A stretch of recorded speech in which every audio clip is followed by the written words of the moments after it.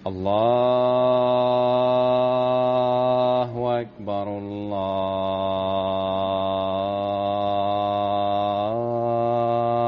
الله أكبر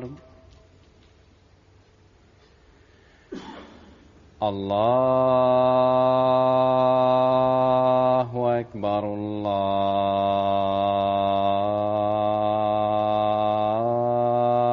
الله أكبر. أشهد أن لا إله إلا الله.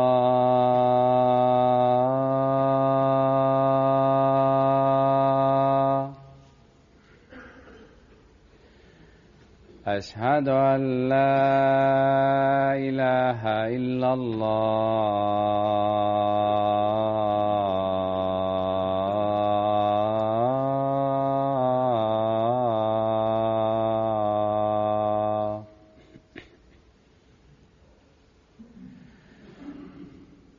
أشهد أن محمدًا رسول الله.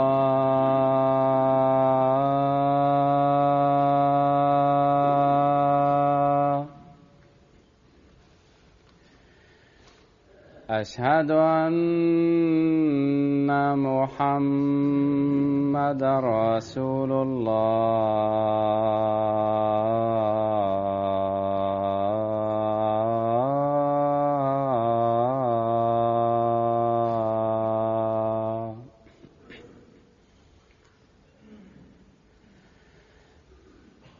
حي على الصلاة.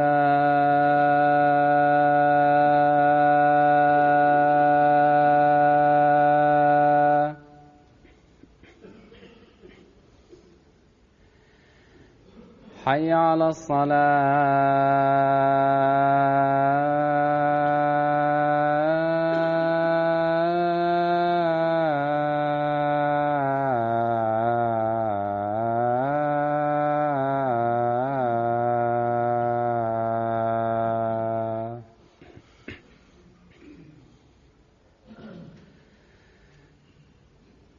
حي على الفلاح.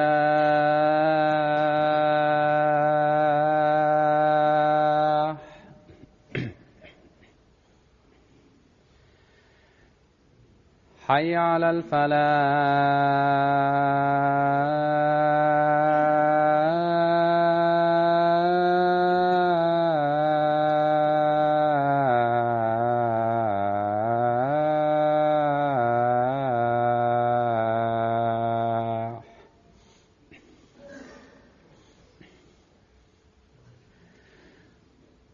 الله أكبر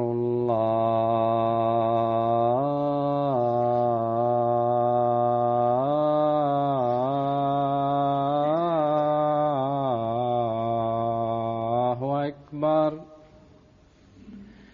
لا إله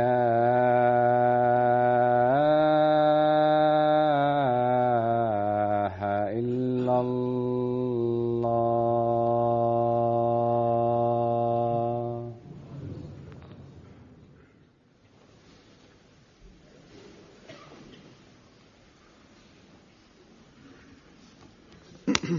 السلام عليكم ورحمة الله.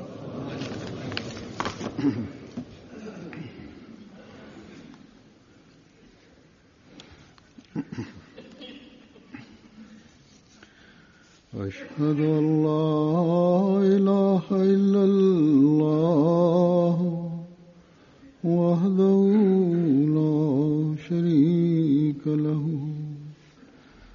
وأشهد أن محمدًا عبده ورسوله.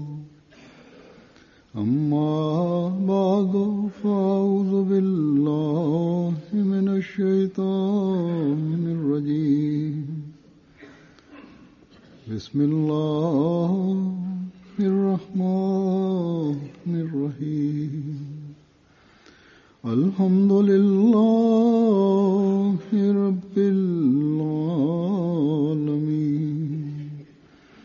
الرحمن الرحيم. مالك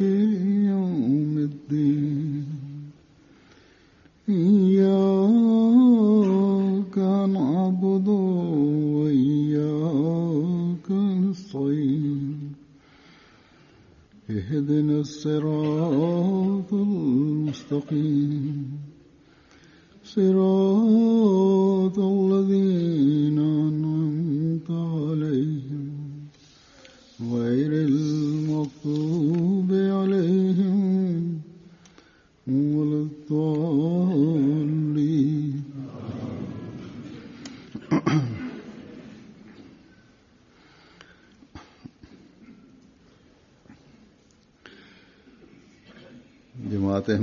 Ahmediye cemaatinde bir cümle, her erkek, kadın, küçük büyük herkes bilir. O da şudur: ben dinimi dünyadan daha üstün tutacağım. Onun için gayesi şudur ki Mesih Maud Aleyhisselatü Vesselam dahi bizim dikkatimizi buna çekmiştir. Ve bizim konuşmacılarımızın çoğunun konuşmalarında ve yazılarında, halifelerin yazılarında genellikle bu cümle kullanılır. Beyat şartlarının özeti de şudur: din dünyadan üstün tutulacak. Aynı şekilde yan kuruluşların ahitnameleri vardır. Onların özeti de şudur ki dinimi dünyadan daha üstün tutacağım. Aynı şekilde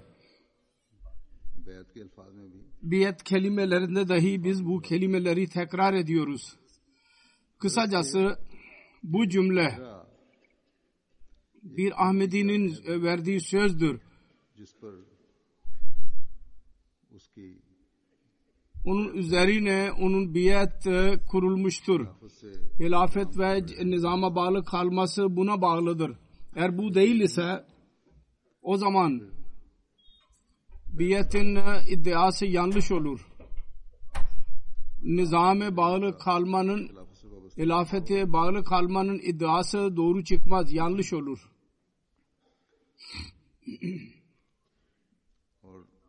Ve biyetin ilanı ve Yüce Allah'ın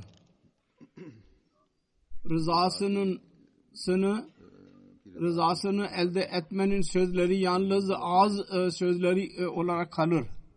Onun için Hz. Mesih Maud Aleyhisselam bir yerde buyurmuştur ve demiştir ki eğer birisi biyet sözünü verirse, ben dinimi dünyadan daha üstün tutacağım derse, ancak amel ile bunun doğruluğunu ve göstermezse ve ifa etmezse, bu sözlerini tamamlamazsa, o zaman Allah-u Teala'nın bu gibi insana ne ihtiyacı vardır? Onun için aramızdan her birimizin bu sözü daima gözlerimizin önünde bulundurmalıyız. Bu cümleden anlaşıldığı gibi din konusunda dünyadaki hiçbir şey amani olmamalı. Ve din nedir? Din Yüce Allah'ın buyruklarına tabi olarak hayatımızı geçirmektir. Bütün işlerimiz ve sözlerimizle ve işlerimizle Allah-u Teala'yı razı etmektir. Allah-u Teala'nın lütfuyla aramızdan çok büyük bir sayı bu çaba sarf eder ki din konusunda hangi şey mani oluyorsa onu uzaklaştıralım. Ancak bu da doğrudur ki her birinin çabası eşit olamaz. Çünkü her insanın bilgisel yeteneği değişik olur. Ve ikincisi, diğer yetenekleri dahi başkasından başka olur. Şüphe yoktur ki Yüce Allah bizim niyetlerimizi dahi biliyor. Onun için her bir insanın yeteneğine göre onunla muamele yapar. Onun için bu sözü tamamlamak için temel şey iyi niyettir. Bunda asla bir özür ve bahane olmamalı. Dünyadaki işlerde biz görüyoruz, her insanın dairesi değişik olur. Birisinin çabası küçük bir dairede olur çünkü onun bilgisi ve yeteneği onu elde etmek için sınırlıdır. Yahut bazen şu dahi olur. Diğer tercihler işine mani olmakta olurlar ve onu sınırlandırırlar. Ve birisinin çabası çok fazla olur ve iyi bir şekilde olur. Hangi gayeyi elde etmek istiyorsa yalnız onu gözünün önünde bulundurur. Ve daha sonra o da kendisine tam olarak nasip olur. Eline geçer. Hz. Müslim Mevud 2. Halife radıyallahu anh dahi bu konuyu beyan etmiştir. Ondan istifade ederek ve onun ışığı altında ben beyan edeceğim. Birçok hadise vardır. Sınırlı dairenin çabası ve bunun genel bir misalini şöyle beyan etmiştir. Bazı kimseler ne kadar önemli iş olursa olsun yürürken şuna dikkat ederler.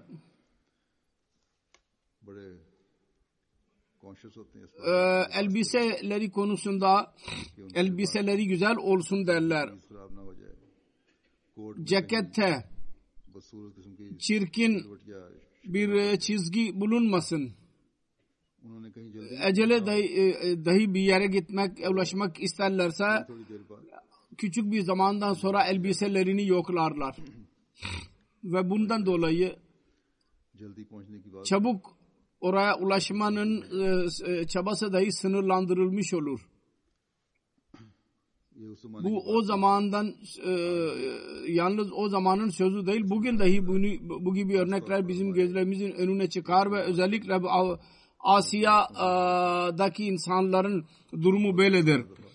Çok elbiseleri konusunda çok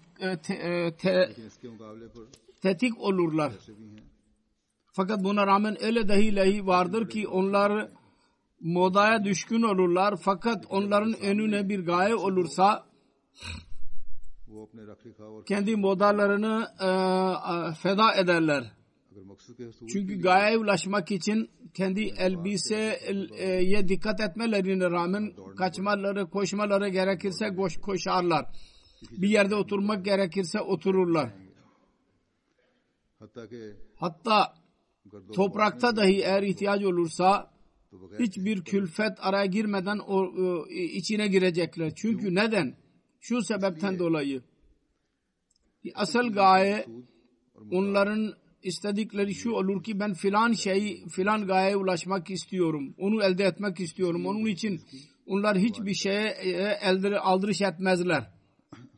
En güzel elbise yahut beyaz elbise onların gayelerine ulaşmak için araya girmez, engel olmaz. Bunu daha fazla aydınlatmak için, insanlar gayeye ulaşmak için nasıl zahiri şeyi feda ederler. Bir Müslim Maud radıyallahu anh bir örnek ileri sürmüştür. O da şu ki İngiltere'nin tarihinden bir örnek ileri sürmüştür. Tarihte bir olay vardır. Elizabeth kraliçe şu değil bundan önceki 1598 senesinde tacı giymişti. 45 sene kadar kraliçe olarak kaldı. Çok meşhur bir kraliçedir. 1. Elizabeth. Hatta İngiltere'nin yüceliğinin temelini dahi o devirde atılmıştı. Kraliçe hakkında meşhur idi. O kendi tebaası arasında güzel elbise giyenleri sever. Ve her kimin elbisesi değerli olmazsa o onun kapısının içine giremezdi. Şunun için denilir. Onun etrafında güzel elbise giymiş olan gençler olurdu daima. Bir sefer o dostlarıyla birlikte bir yere gidiyordu. Yayan yolda giderken bir yerde biraz çamur vardı.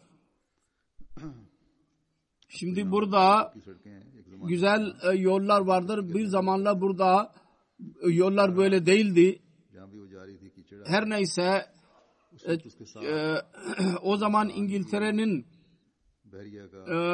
deniz kuvvetlerinin komandanı kendisiyle birlikteydi ve kraliçeye vefalıydı. Ona çok yakındı. Ve elbisesi güzel elbise giyen bir genç idi. Çamur yolda geldiği zaman o hemen güzel bir ceket giymişti. Ceket özel bir zamanlarda giyinen ki değerli bir ceket idi. Çamuru görünce hemen ceketini çıkardı ve az bir yer idi, onun üzerine serdi. Çamur üzerine. Kraliçe bunu görünce çok tuhaf gördü. O kadar değerli cekettir ve onu çamurun içine attı. Hayret içinde sordu.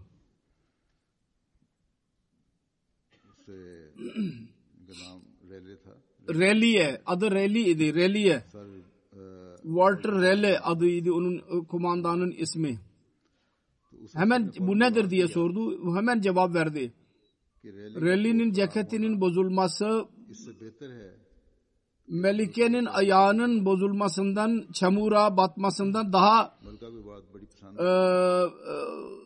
çamura batması daha önemlidir. Bundan dolayı onun değeri daha da yükseldi. Daha sonra birinci James zamanında kendisine isyan suçlaması dahi yapıldı kendisine karşı ve ondan sonra ölüme dahi çarptırıldı. Fakat buna rağmen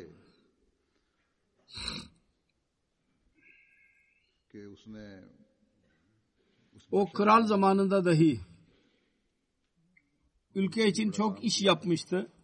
Güney Amerika'da çok büyük işler yapmıştı. Ceza gördü. Bu örnekten şu ders alınır. Raleigh adlı o memur güzel elbise giymesine rağmen kraliçe meselesi gelince kendi modasını feda etti kraliçe üzerine.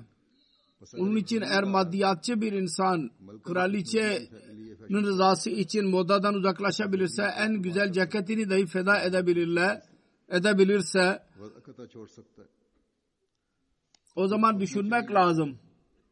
Dinin ilerlemesi için, İslamiyet'in yayılması için, dinin kuvvetlendirilmesi için ve onun ikame edilmesi için ve yaratan Rabbimizin rızasını elde etmemiz için ne gibi fedakarlıklarda bulunmamamız lazım. Onu düşünmek lazım. Acaba bu gaye bizim sevimli olmamalı mı? Raleigh'nin kraliçenin rızasını sevdiği gibi dünyadaki bir kralı memnun ettikten sonra hizmetlerine rağmen söylediğim gibi onun encamı çok çirkin oldu.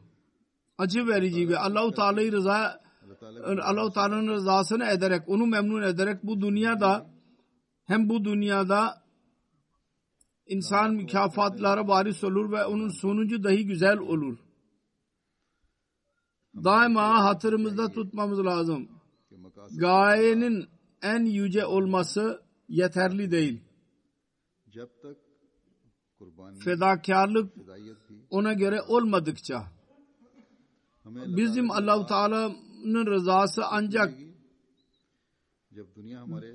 belli şartlarla elde edebiliriz. Dünya bizim dinimizden daha üstün olmadıkça din dünyadan daha üstün olduğu zaman Allah-u Teala'nın rızasına ulaşacağız.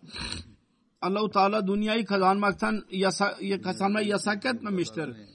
Dünyanın hiçbir şeyini haram etmemiştir belli şeyler dışında. Güzel elbise giymek, güzel yemek yemek, güzel evlerde kalmak ve onları süslemek, bunlardan hiçbirisi haram değil, caizdir.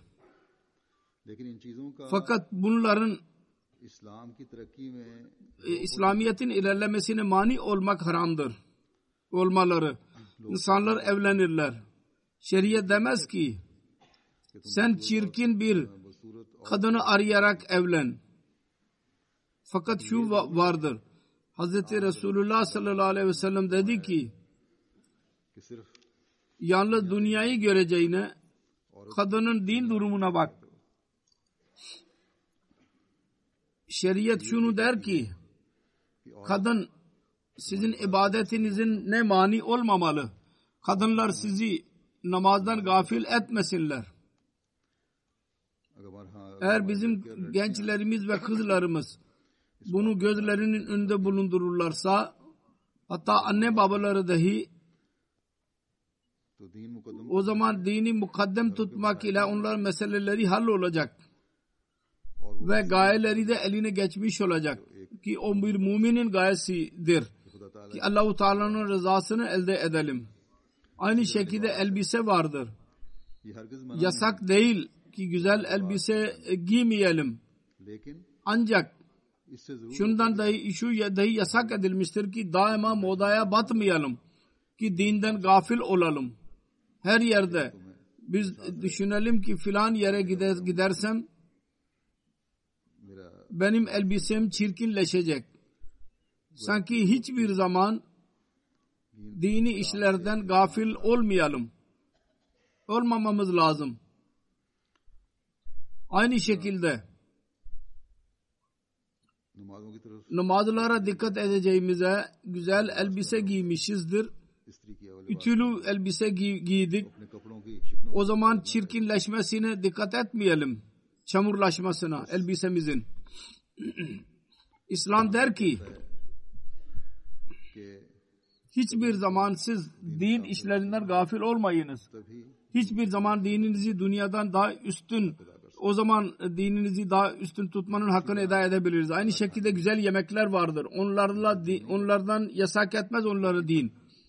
Fakat onların dine mani olmaları haramdır, caiz değil. Onun için daima işlerimizde bunları gözlerimizin önünde bulundurmalıyız. Din konusuna engel olan şeyler uzaklaştırılsın. Bu konuda Hz. Mesih Maud Aleyhisselam şöyle buyurmuştur. Bakınız, iki çeşit insan vardır. Birisi İslamiyet'i kabul ederek dünya işleri ve ticaretlerine dalarlar. Şeytan daima onların başında bulunur. Onlar tamamen dünyalı olurlar. Dedi ki benim bunu demek istemiyorum ki ticaret haramdır. Eshablar ticaret yaparlardı. Fakat dinlerini dünyadan üstün tutarlardı. Onlar İslamiyet'i kabul ettiler ve İslamiyet hakkında gerçek bilgi, yakin ile, kesin bilgi ile onların kalbini dolduran bir bilgiye sahip oldular. Onun için onlar hiçbir sahada şeytanın saldırısından yılmadılar. Hiçbir iş onlara doğruluğu göstermeye mani olmadı, göstermelerine. Ama dünyanın köleleri olanlar ve dünyaya tapanlar üzerinde şeytan üstünlüğünü kurar. Onlardan daha üstün olur. İkincisi öyle insanlar var ki daima dini ilerletmeye çalışırlar. Bu öyle hiziptir ki Hizbullah denilir. Ve bunlar şeytandan daha üstün çıkarlar. Muzaffer olurlar daima. Daha önce de Mesih Maud Aleyhisselatü Vesselam başlangıç tabir yazısını okuduydum. Dini dünyadan üstün tutmak ile biyetin gayesi tamamlanıyor. Ve bunu idrak etmek için dünyalı işler ile birlikte dini bilgiyi elde etmek ve daha sonra onu uygulamak dahi gereklidir. Din bilgisini elde etmeden insan zannedemez ki din nedir. Ben onu dünyadan daha üstün tutacağım. Şimdi namaz temel bir emirdir İslamiyet'in. Ancak birçok Müslüman vardır. %80'den daha fazla belki olacaklar. Onlar namaz kılmazlar.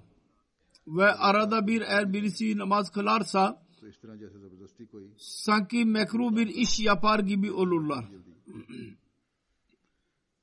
Onun için Hz. Müslim Mevud radıyallahu anh yazmıştır.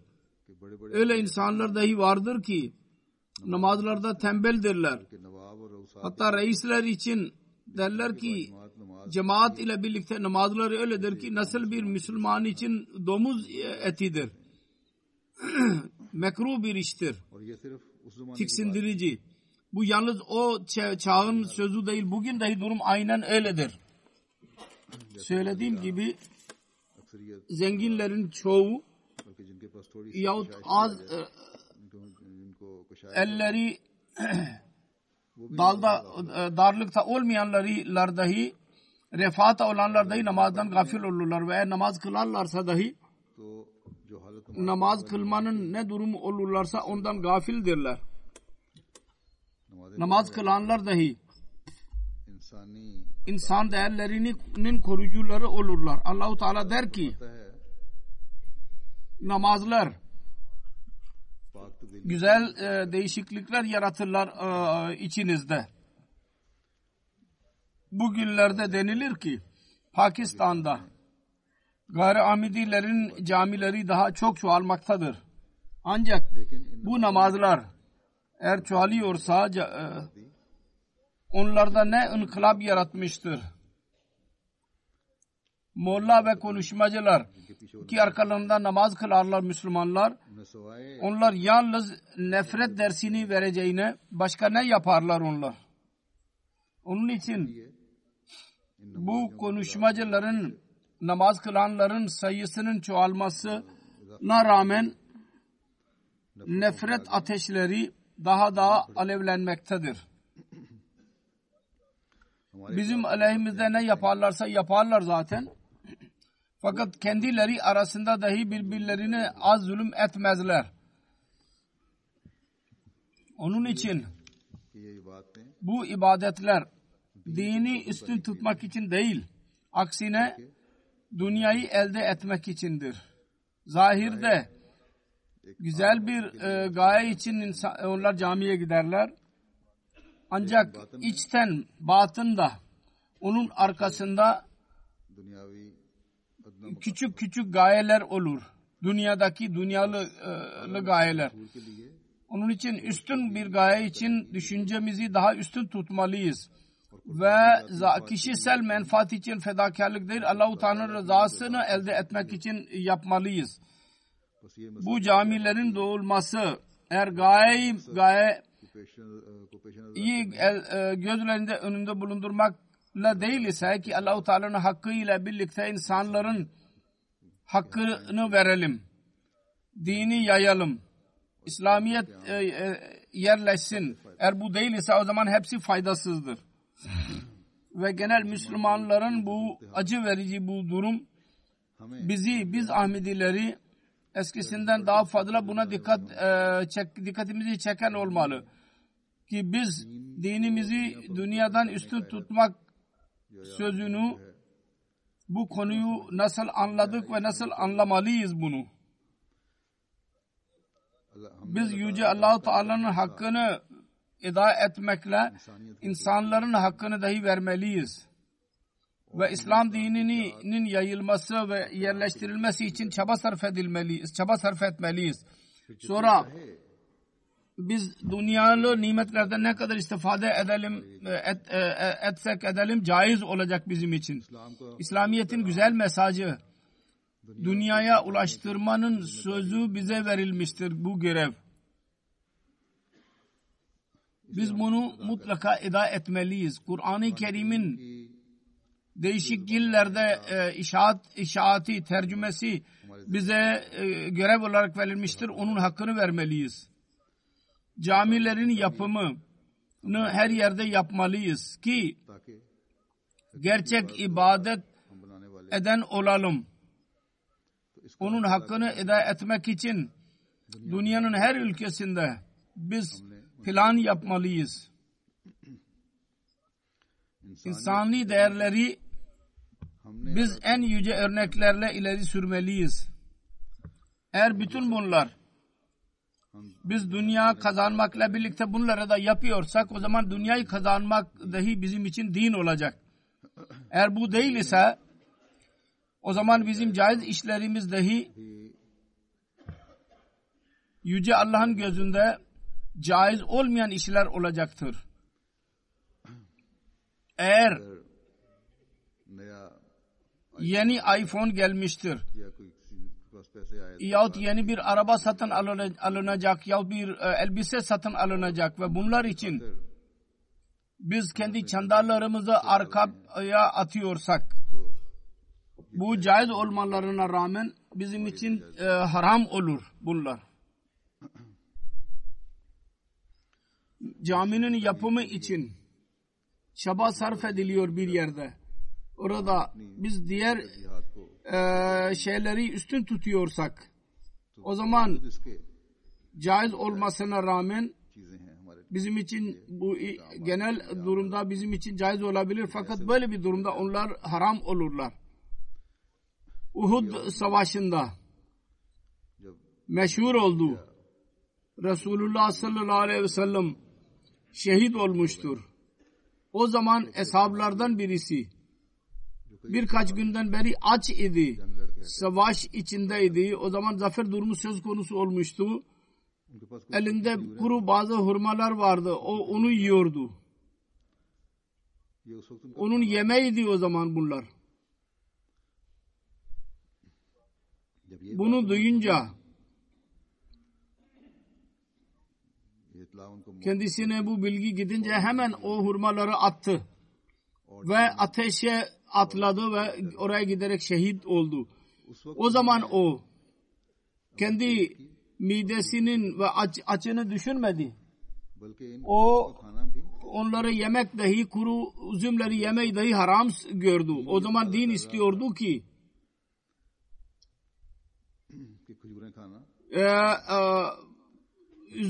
kuru hurmaları yemek haramdır. Onun için din için ne güzel bir iş olursa olsun dine engel olan iş haramdır. Ve eğer dine engel olmazsa ne kadar kolay ve refahlı bir iş olursa olsun o kötü değil, caiz olacak. Yeter ki dine mani olmasın. Onun için buna göre çaba sarf etmemiz lazım ki bizim kalp durumumuzu Allah-u Teala'nın rızasını eden haline getirsin. Bir rivayet vardır. Bir zamanlar Yüce Allah kalplerin durumunu bilir ve kalplerinin bilmesi konusunda bir rivayet vardır. Hazreti Resulullah sallallahu aleyhi ve sellem bir seferinde camide oturuyordu. İnsanlar dahi vardı yanında. Bu arada 3 insan geldi önüne. 2 adam Resulullah sallallahu aleyhi ve sellem'in yanına gitti. Ve onlardan birisi geri gitti. Onlardan her ikisi Resulullah'ın yanına gelip orada durakladılar. Onlardan birisi gördü ki Resulullah sallallahu aleyhi ve sellem'e yakın boş yer vardır. Hemen ilerledi ve oraya gitti, oturdu Resulullah'ın yanında. İkincisi insanların arkasında oturdu. Nerede yer bulduysa orada oturdu. Üçüncüsü dedi ki yer yoktur. Geri gitti. Sırtını dönerek. Resulullah sallallahu aleyhi ve sellem konuşmasını bitirince dedi ki ben size bu 3 kişinin durumunu anlatmayayım mı? Onlardan birisi Allah-u Teala'nın yanında yer buldu. Allah ona yer verdi, bana yakın olana. Ve ikincisi utandı. Ve Allah-u Teala dahi utandı. Hayat duydu. Yani orada oturması, o mecliste oturması onun günahlarının affedilmesine sebep oldu. Haya duydu. Allah-u Teala dahi onun günahlarını affetti ve haya gösterdi.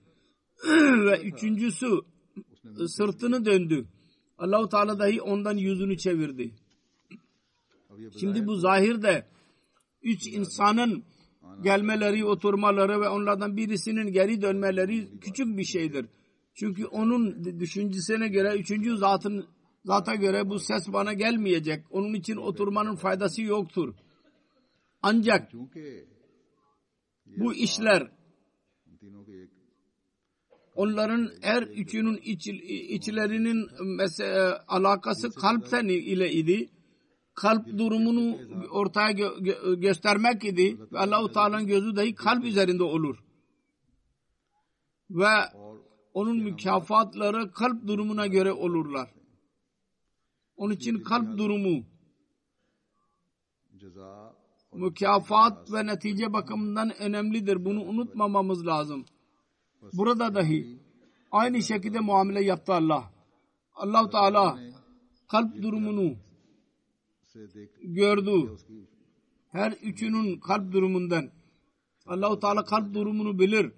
Gördü ki onların kalp durumundan kim din konusunda ne derece kadar ileridir ve ne kadar tembeldir.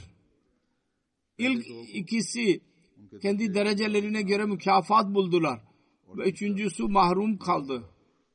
Hatta Allah-u Teala ondan ona gücendi. Onun için müminin görmesi lazım. Önündeki gaye için ne kadar fedakarlık yapmıştır.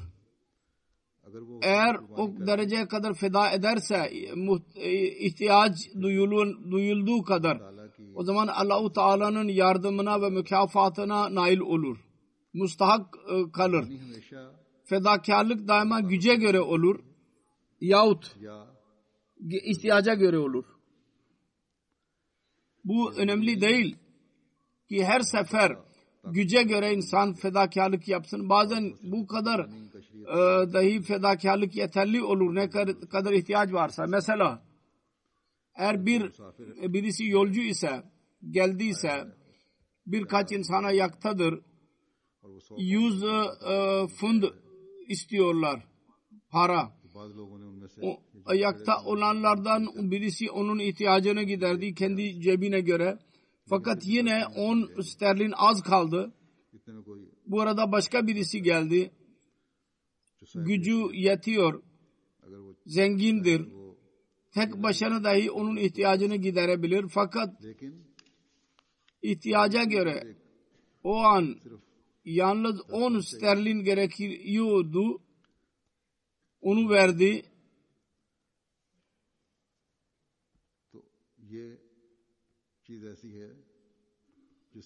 Bu öyle şeydir ki durumu daha fazla da verebilir fakat ihtiyaca göre o başkasının ihtiyacını gidermiştir. Bu ihtiyaca göre fedakarlıktır. Özveridir. Ki iyi niyetle zengin onu yaptı. Bunun sevabı vardır. Aynı şekilde bir tehrik için çanda isteniyorsa insanlar yüzlerce binlerce veriyorlar. Fakat fakir kendi durumuna göre birkaç rupi yahut birkaç fund sterlin verir. Kalpleri gören Allah onun zahirde küçük olan fedakarlığını dahi kabul eder ve böyle insan muradına ulaşır. Zengin dahi muradına ulaştı ki ihtiyaç anında kendisine göre çok az idi 10 fund sterlin vermek. Fakire yardım etti ve muradına ulaştı. Ve zengin dahi muradına ulaştı, fakir dahi muradına ulaştı ki ihtiyacına göre Allah-u Teala'nın rızası uğruna para sarf etti. Bir hadis dahi vardır. Bir seferinde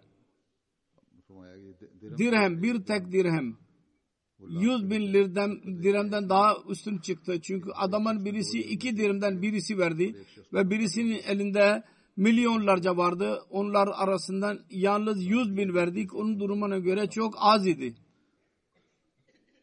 Kısacası daima gözlerimizin önünde bulundurmalıyız. Unutmamalıyız ki asıl gaye Allah-u Teala'nın rızası olmalı. Ve her ikisinin para sarf etme konusunda Allah-u Teala'nın rızası gözlerinin önündeydi. Gaye oydu. Müminin asıl gayesi Allah-u Teala'nın rızasını elde etmek için kendi kalp durumunu ona göre yapsın olmalı. Gayesi Allah-u Teala'nın rızasını elde etmek olsun. Ve felah ve başarı bundadır. Allah-u Teala'nın rızasıyla olur. Kalp durumunu ona göre yaparsa bunda onun başarısı ve zaferi bundadır. Ve dini dünyadan üstün tutmak da budur. Allah-u Teala bize çok büyük işler bize görev olarak vermiştir.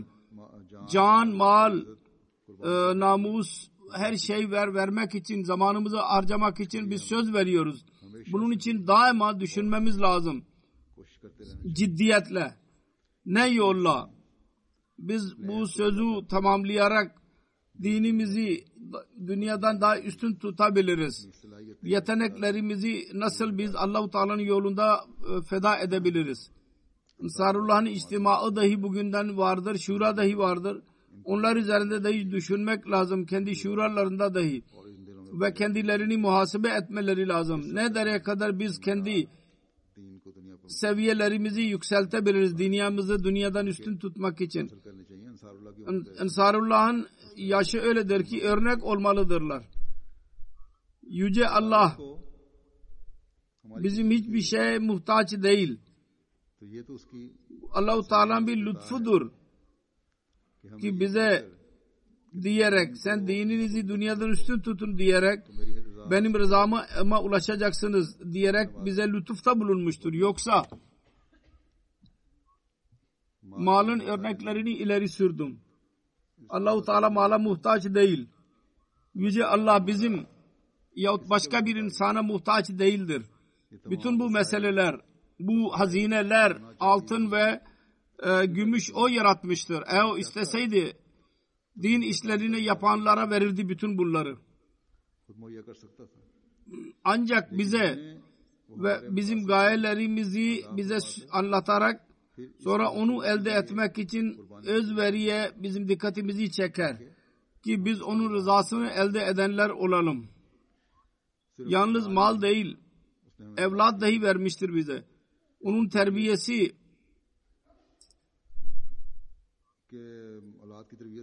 evladın çocuklarını dahi yolları gösterebilirdi. Fakat anne babaya dedi ki çocukları terbiye edin. Kendi yeteneklerinize göre en güzel gaye için para sarf edin onlar üzerine. Ki onlar dine için faydalı olsunlar. Bu çok büyük bir sorumluluktur anne babanın, Ahmedi anne babaların. Ki çocuklarını öyle terbiye etsinler. Ki onlar dine için faydalı olabilsinler. Ve bu da dini dünyadan üstün tutmak, böylece bu söz tamamlanmış olur. Öyle terbiye edin bu çocukların, öyle terbiyeleri yapın ki dini dünyadan üstün tutmak idraki çocukluklarından beri kendilerine hasıl olsun. Kısacası Yüce Allah bütün bunları bize havale ederek bizi dener, sınar ve bize lütfeder dahi aynı anda. Burada ben her yüzeydeki görevlilere dahi söylemek istiyorum. Dini dünyadan üstün tutmak sözünü tamamlamak görevi diğerlerden daha fazla sizindir. Onu öyle düşünmeniz lazım. Belli bir gayeye ulaşmak için bir sorumluluk size verilmiştir. Onun için daima özveri seviyelerini daha da yüksek tutmaları gerekir. Aynı şekilde her yüzeydeki sorumlu en küçük tutarak en büyük merkezi yüzeye kadar kendi durumunu iyi bir şekilde deneyerek, hesap ederek kendi sözünü tamamlamaya çalışabilir ve çalışmalıdır. Unutmamamız lazım. Yüce Allah'ın gözü kalpler üzerindedir. Yüce Allah तड़प के साथ काम करने वालों insanların ihlasına bereket verir ve onlara yakınlık verir. Ve bir görevliye इस मुकाम Li'nin o makama ulaşması için tam olarak çaba sarf etmesi gerekir. Yüce Allah her yüzeydeki sorun görevlilere ve her Ahmediye bana dahi size dahi güç versin. Biz dinimizi dünyadan üstün tutmak konusunda verdiğimiz sözü tam olarak anlayalım ve ona göre amel edenler dahi olalım. Bugün dahi bir üzücü bir haber vardır. Pakistan'da bir şehit olmuştur bir zat. मुकर्रम Latif Alem Bhatt Bey. Khurshid Alem Bhatt Kamra Atık ilinin तकरीबन ilinde yaşıyordu. Gece 15 7 बजे उनके घर के करीब 2 Ekim मालूम motorcycle günü 2 kişi kendisini şehit ettiler. İnna lillahi ve inna ileyhi raciun. Latif Alem Bhatt olay şöyle oldu ki eve yakın वाकया उनकी एक onun bir kırtasiyecilik mağazası vardı. Evine geri geliyordu. Evine geldi ki arkadan bilinmeyen ikisi motosiklete binmiş olan insanlar kendisini çağırdılar. Bat Bey diyerek geri döndüğü zaman adamın birisi ateş açtı üzerine. Ve ateş sonucu 4-5 kurşun şehit merhumun göğsüne isabet etti. Firing के बाद उनके बेटे Zişan Bat Bey anlattı oğluna. Hemen gitti. Latif Bat Bey hastaneye giderken yolda şehit oldu. İnna lillahi ve inna ileyhi raciun. Latif Alem Bat'ın ailesi Kamuki Zila Gujranwala'dan idi. Şehit merhumun ailesine Ahmedi babası Kurşad'ın vasıtasıyla oldular. 1934 senesinde biat ederek Ahmediye cemaatine girmesi nasip oldu kendisine. Şehit merhum Nisan 1952 senesinde Gujranwala'da doğdu. Liseyi bitirdikten sonra Kamra İç Hava Kuvvetleri Komutanlığı'na girdi. Onun oğlu dahi hava kuvvetlerinde iş yapmıştır. Oradan emekli ayrıldıktan sonra kırtasiyeciliğini açtı ve yasal kitapları verirdi. Pakistan'ın değişik mahkemelerine meşhur idi. Gayr Ahmedi vekiller dahi kendisini severlerdi. Şehit merhum şehit olduğu zaman Nazım-ı Şahat Ansarullah olarak görev yapıyordu. Ayrıca İl merkezinde Hudamul Ahmediye'nin bir görevlisiydi. Nazım Sıhhat-ı Cismani. Evi namaz merkezidir ve cemaatin diğer işleri ve toplantıları evinde yapılırdı.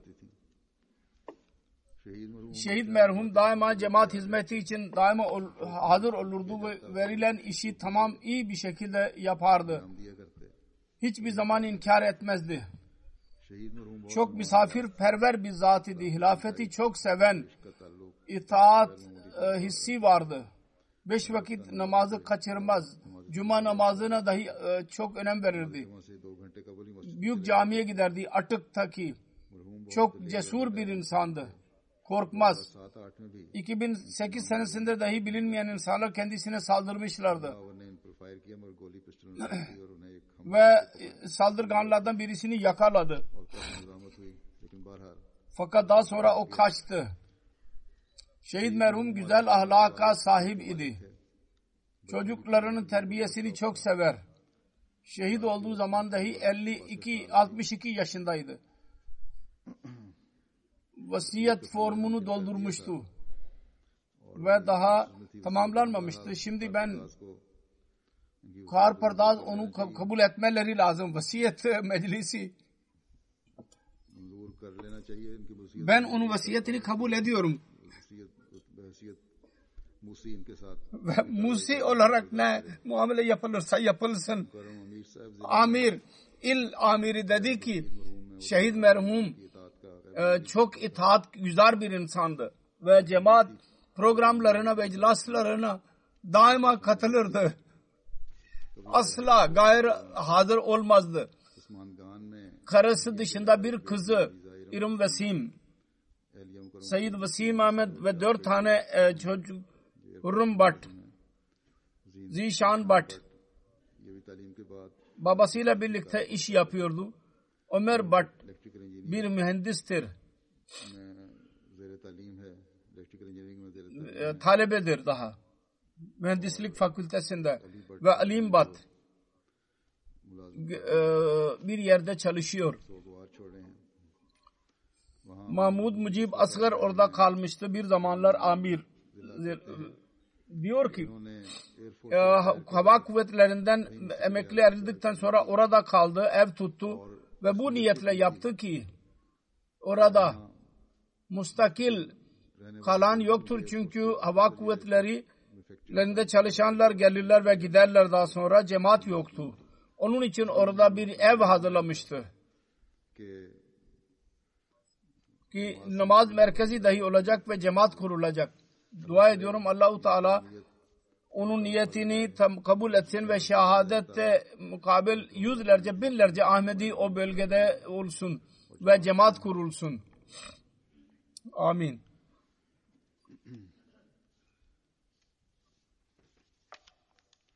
Yüce Allah merhumun derecelerini yükseltsin. Onun akrabalarına hafıza versin. Pakistan'da Ahmediye cemaatinin üyelerine her bakımdan korusun. Düşman kendi düşmanlığında şimdi daha da çoğalıyor. Allah-u Teala bizim için barış durumunu ortaya çıkarsın.